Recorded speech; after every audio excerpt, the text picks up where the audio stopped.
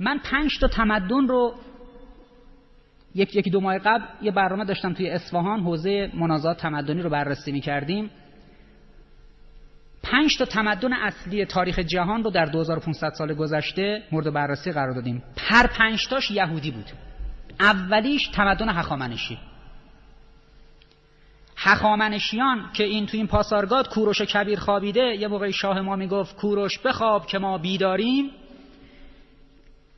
همونطوری که خود شاه ما رو اسرائیلیا کوک میکردن و یهودی ها، امپراتوری، اولین امپراتوری عظیم جهان که 129 تا ایالت داشته، از مصر و سودان و لیبی تا چین دامنه گسترش بوده، زمانی که در بالاترین سطح گستره خودش بوده، یعنی زمان خشایارشا، از 3 نفر اصلی حاکمان، یعنی شاه، خشایارشا امپراتور، ملکش استر که در کتب عهد عتیق، کتب یهودی ها و کتب عهد عتیق اصلا یک داستان ثابت به نام استر دارن که این ماجرا رو، ماجرای خشایارشا و اینکه این استر با چه کلکی، چه قتل عامی صورت میدن یهودی ها توی سراسر ایران.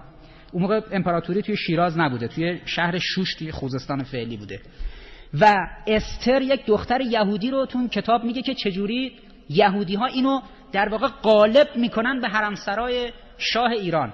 و این هم میاد یه ترفندی تهیه میکنه، وزیر اعظم رو میده اعدام میکنه شاه، عموش که یهودی بوده این رو میگذاره وزیر اعظم، نخست وزیر امپراتوری عظیم هخامنشی.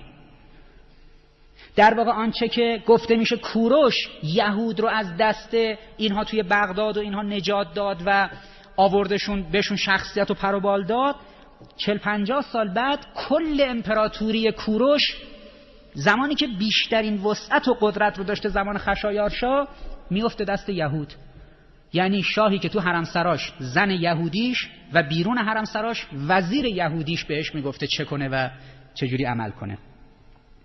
و توی اینو حتما اون کتاب استر رو، چون این همینطوری که ما توی قرآن میگیم سوره، اونا در کتب عهد عتیق و عهد جدید در تورات و انجیل بهش میگن، در واقع اونها تحت عنوان کتاب یاد میکنن، سوره نمیگن. کتاب استر یک کتابی است که در تورات موضوعیت داره و این داستان رو کامل گفته. این چیزی که الان به نام 13 بدر تو ایران مرسومه، روز عیدی است به نام جشن پوریم که توی این روز عید اینها 70 و اونجوری که خودشون میگن تو اون سند آمده 73-4 هزار نفر رو توی یک روز قتل عام میکنن. سند تاریخیه، حرف خودشون، حالا تحریف شده ما کار نداریم، مثل قضیه هولوکاست میمونه، من تایید میکنم چون خودشون ادعا کردن، اینجا هم تو کتاب خودشون آمده و ردش هم نکردن.